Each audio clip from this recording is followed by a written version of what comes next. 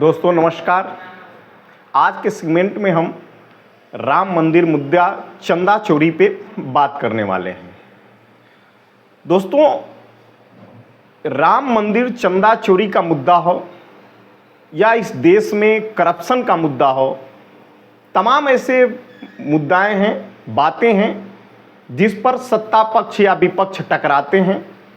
जनता को बेवकूफ़ बनाया जाता है, लेकिन इसकी समाधान की बात कभी किसी ने, चाहे वह सत्ता पक्ष हो या विपक्ष हो, कभी ने नहीं किया कि इसके समाधान का भी कोई उपाय निकाला जाए ताकि इस तरह की घटनाएं, भ्रष्टाचार, चोरी, लूट, तमाम जो है ऐसी इस व्यवस्थाओं में दोष है जिसे दूर करने के लिए कभी जो है सत्ता पक्ष या विपक्ष इस बात को मुद्दा नहीं बनाता।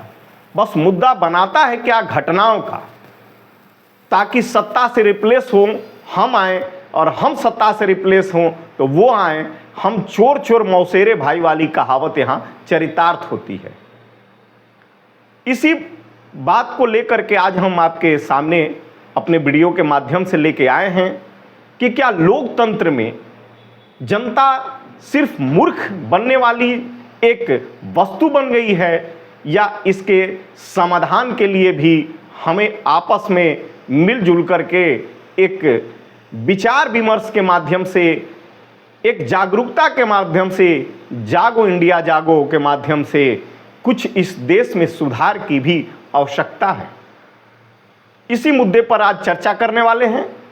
हमारे वीडियो में लास्ट तक बने रहिएगा। तमाम आपकी के साथ जुड़ करके हम अपनी विचारों को आदान प्रदान करने का प्रयास करेंगे।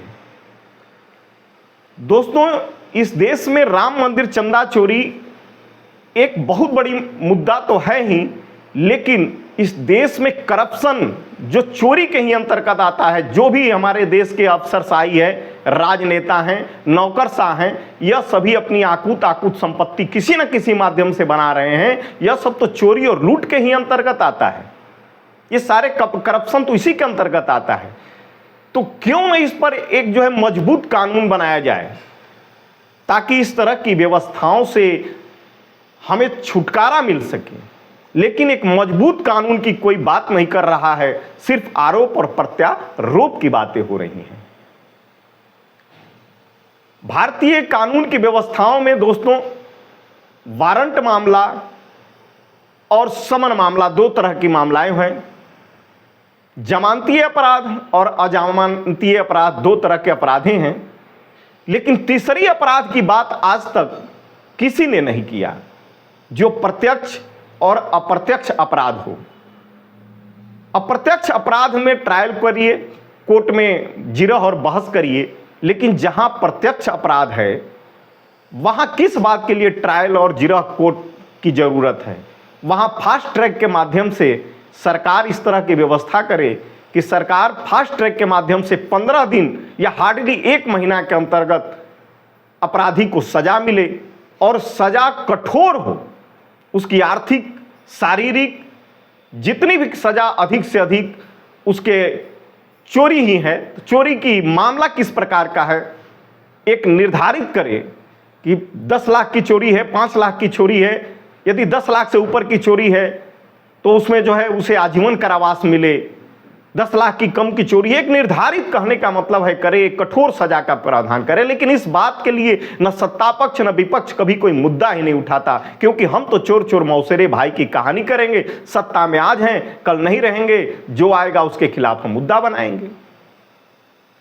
तो प्रत्यक्ष अपराध में किसी भी, कोई भी अपराध प्रत्यक्ष हो, चाहे मर्डर हो, चाहे वह लूट हो, चाहे वह चोरी हो, उसमें जो है सरकार को ट्रायल की कोई जरूरत नहीं है। इसे प्रत्यक्ष अपराध, जहां सीसीटीवी फुटेज सामने, यदि समाज के 100, 10, 20, 50 लोग इस घटना को देख रहे हैं, उस घटना में अपराध जब प्रत्यक्ष हो, वहां फास्ट ट्रैक कोर्ट के माध्यम से सजा होनी चाहिए और तत्काल होनी चाहिए। इससे जो है हमारे देश में आपराधिक तंत्र में हर जो है अपराध में, चाहे अपराध किसी प्रकार का हो, देखिए कैसे नहीं कम होगा, कैसे नहीं उस पर अंकुश लगेगा। लेकिन न इसे सत्ता पक्ष न इसे विपक्ष मुद्दा बना करके दूर करना चाहता है। बस लोकतंत्र मूर्खों का शासन है। मूर्ख बना करके लोगों पर, हमें जाति में बांट करके, धर्म के आधार पर बांट करके सिर्फ सत्ता पाने के लिए एक मुद्दा है। सरकार सिर्फ या विपक्ष सिर्फ अपनी सत्ता के लिए ही संघर्ष कर रही है। इस देश के व्यवस्थाओं को बदलने के लिए कोई संघर्ष नहीं कर रहा है। यह काफी अहम मुद्दा है दोस्तों। जब तक हम आपस में संगठित नहीं होंगे, यह देश नहीं जागेगा, यह समाज नहीं जागेगा, तब तक किस तरह के मुद्दाओं को बस देश में आपकी आस्था के साथ खिलवाड़ किया जाएगा, आपकी भावनाओं के साथ खिलवाड़ किया जाएगा, जाति जाति में बांट करके आपके सत्ता पाने के लिए संघर्ष करवाया जाएगा, खूनी संघर्ष करवाया जाएगा।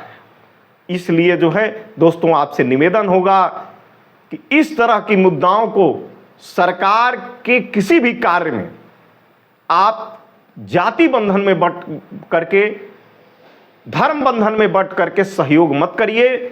खुल करके एक मजबूत कानून बनाने की अपील करिए। मेरा आपसे यही निवेदन होगा। यदि आप इस पर कुछ विशेष राय देना चाहते हैं या मेरे विचारों से सहमत और असहमत हैं तो कमेंट करके जरूर बताएं दोस्तों।